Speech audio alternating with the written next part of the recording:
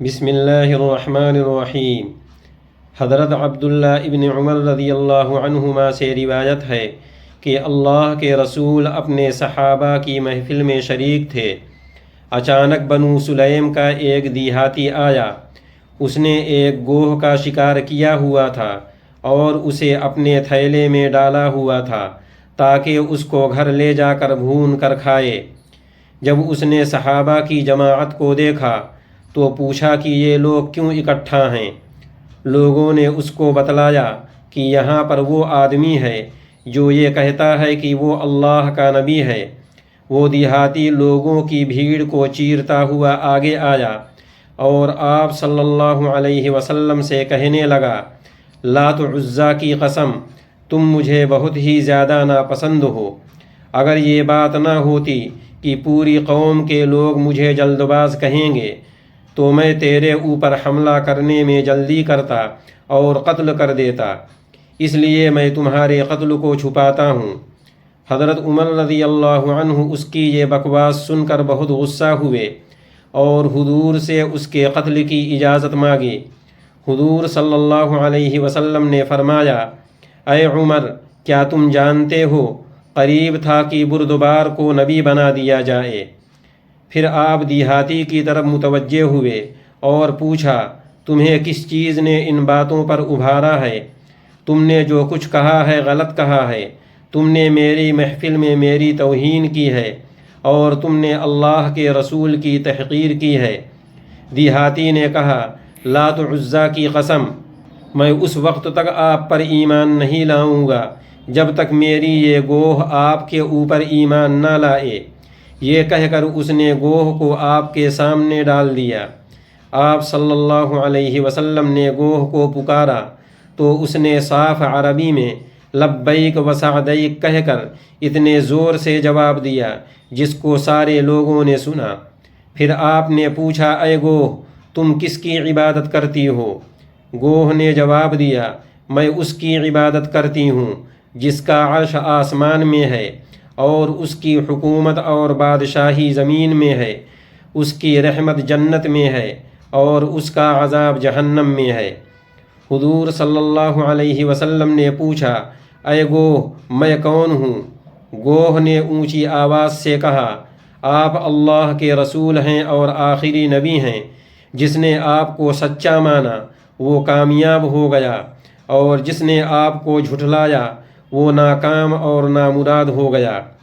یہ سب سن کر دیہاتی نے کہا، یہ سب آنکھوں سے دیکھنے کے بعد میں اب کوئی اور دلیل تلاش نہیں کروں گا۔ اللہ کی قسم، میں جب آپ کے پاس آیا تھا تو ساری زمین پر آپ سے زیادہ ناپسندیدہ اور برا میرے نزدیک کوئی نہیں تھا، مگر آج آپ میرے نزدیک میرے ماں باپ، میری آنکھوں اور میری جان سے زیادہ محبوب بن گئے ہیں۔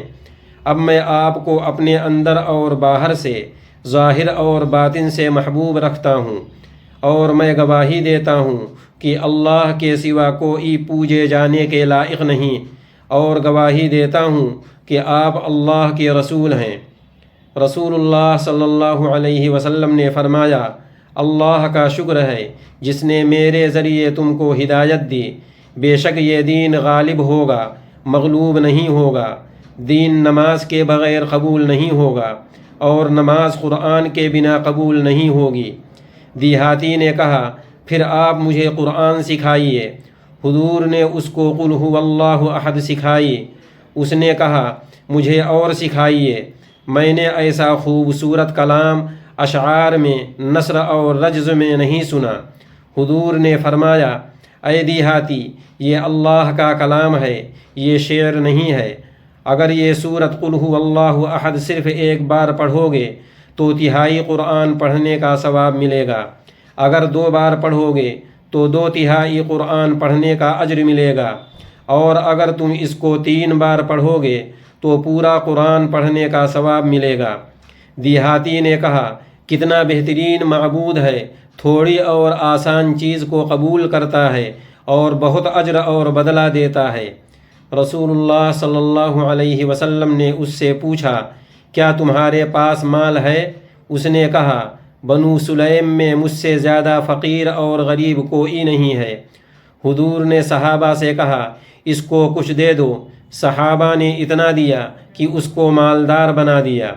اتنے میں عبد الرحمن ابن عوف کھڑے ہو گئے اور بولے اے اللہ کے رسول، میرے پاس 10 مہینے کی گابھن اونٹنی ہے، دوڑ کر سب کے ساتھ ہو جاتی ہے اور اس کو کوئی پکڑ نہیں سکتا۔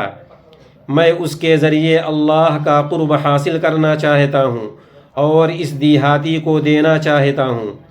رسول اللہ صلی اللہ علیہ وسلم نے فرمایا تم نے اپنی اونٹنی کی تعریف کی ہے، کیا میں تمہیں بتاؤں اللہ کے یہاں اس کے بدلے میں تمہیں کیا ملے گا؟ انہوں نے کہا جی ہاں ضرور بتائیں۔ حضور اکرم نے فرمایا تمہارے لیے تمہاری اس اونٹنی کی طرح موتیوں کی اونٹنی ہوگی، اس کے پیر ہرے زبرجد کے ہوں گے، اس کی گردن پیلے زبرجد کی ہوگی، اس پر کجاوا رکھا ہوگا، اس پر عمدہ شفاف نرم باریک اور موٹا ریشم ہوگا، وہ پل صراط پر تمہیں لے کر چمکتی بجلی کی طرح گزرے گی، جو بھی تم کو دیکھے گا وہ قیامت کے دن تم پر رشک کرے گا۔ حضرت عبد الرحمن نے کہا میں راضی اور خوش ہوں۔ وہ دیہاتی وہاں سے نکلا تو اس کو بنو سلیم کے 1000 دیہاتی 1000 سواریوں 1000 تلواروں اور 1000 نیزوں کے ساتھ ملے۔ اس نے پوچھا کہاں جا رہے ہو؟ انہوں نے جواب دیا اس شخص کو قتل کرنے جا رہے ہیں جو ہمارے معبودوں کو برا بھلا کہتا ہے۔ اس دیہاتی نے کہا ایسا مت کرو، میں گواہی دیتا ہوں کہ اللہ کے سوا کوئی معبود نہیں اور محمد اللہ کے رسول ہیں۔ پھر اس نے ان کو اپنا سارا قصہ سنایا جو اس کے ساتھ پیش آیا تھا، تو سب کے سب مسلمان ہو گئے۔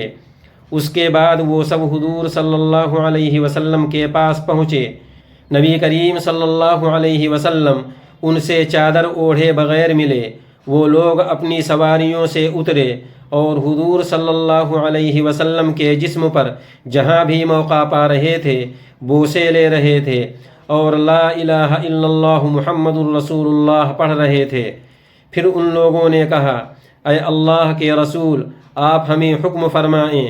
آپ صلی اللہ علیہ وسلم نے فرمایا کہ تم لوگ خالد بن ولید کے جھنڈے تلے ہو جاؤ۔